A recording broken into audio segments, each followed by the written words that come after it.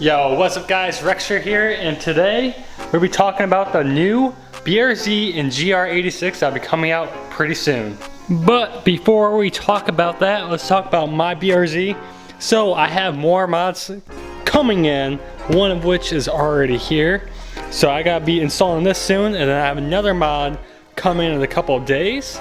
So we have plenty of content coming pretty soon. I cannot wait to show you guys what is up with this car. Let's just say my wheels won't be sucking in really, and I'm gonna have a lot more angle now, so I cannot wait for that, for better drifts.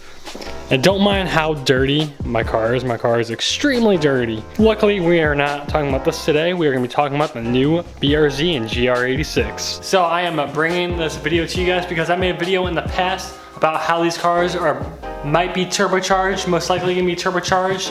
However, I have changed my opinion, and also they came out with new spy shots of the car, and someone went out their way and went ahead and rendered it, so I'll be putting that up on the screen for you guys right now. To me, it kind of looks like a Civic, like the taillights do.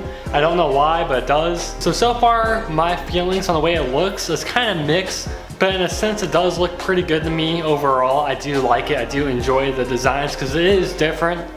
Even though it does have some similarities with some other cars, but there's so many cars out there nowadays, so don't really mind too much. And then the BRZ STI concept, I think that one's pretty unique. However, I believe it is never gonna come, it's never gonna see the light of day. Obviously, you guys know I have the STI type wing on my car, which I love it.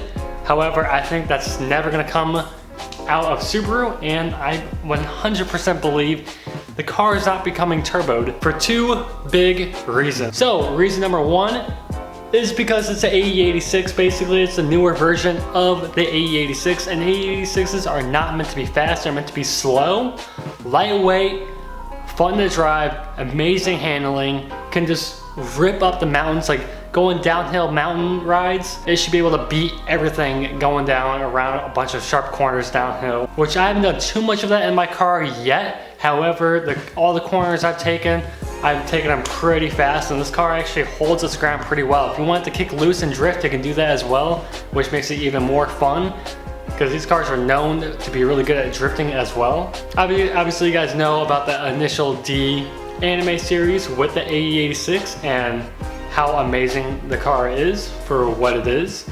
And that car was never turboed from the factory.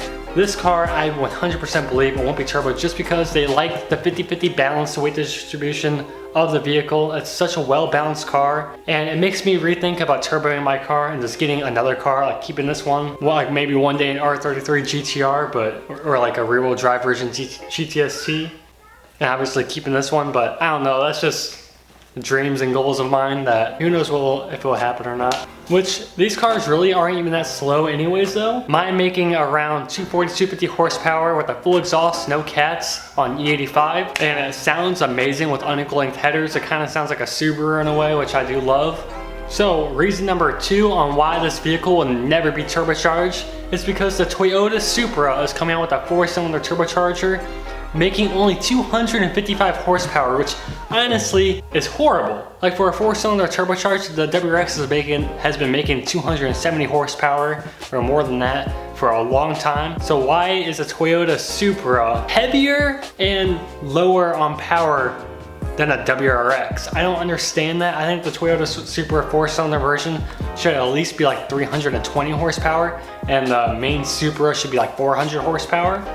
So I know they've been bumping those numbers up lately with the newer models coming out. And then if they did that, then I could see the BRZ GR86 getting a turbocharger making around 255 horsepower. That's what these should have been. And the Supra should have been 4-cylinder turbo making like 320 horsepower. But since that is not the case, and the Toyota Supra is only making 255 horsepower, that is hands down makes me 100% believe that these cars will not be turbocharged, alongside the fact that AE86s were never meant to be fast cars. They're meant to be actually fast going around corners, going downhill, and just fun slidey cars that you can just drift around in, and you don't have to worry about too much about getting in that much trouble because they're not stupid fast.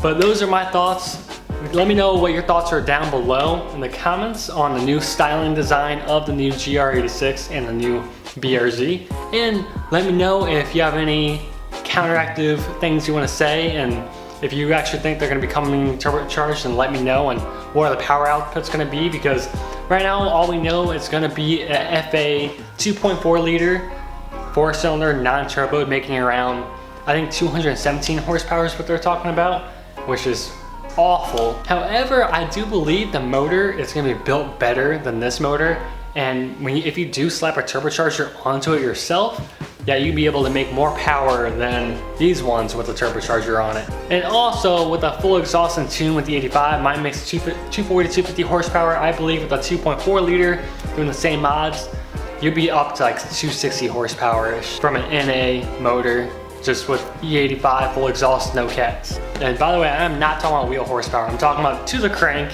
If it was wheel horsepower, that would be insane, but now I'm talking about to the crank. But that is it I have for this video. Hope you guys enjoy it, and I hope you guys are ready for some more things coming to this channel soon, and with this car. And I'll see you guys in the next one. Peace.